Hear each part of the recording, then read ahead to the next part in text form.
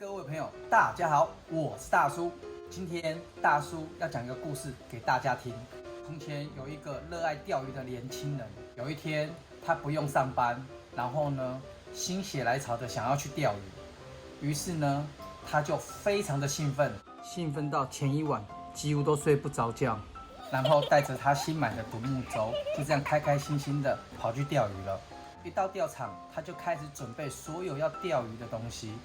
由于呢，他想要把这一次的钓鱼呢，把它记录下来，所以呢，他拿了运动摄影机，要架设在他的独木舟上面。但是放上去以后呢，它会有一点松动，所以呢，他想要用泡棉来把那个洞封住，让它不会晃动。于是呢，他就使用他的路亚钳，然后他的路亚钳上面呢，有一个小刀的功能，利用小刀呢，泡棉呢切成一条一条的，然后要把它那个洞塞满。当他把它切成一条一条的时候，洞也塞满了。他压根忘记把那一只刀收回去到路亚钳上面。运动相机设置好了以后，他就开开心心的要把他的救生背心穿上去。这时候，当他很帅气的把它拿起来穿在身上的时候，他的路亚钳呢是悬挂在他的救生衣上面，然后呢就这样子，路亚钳就飞上来。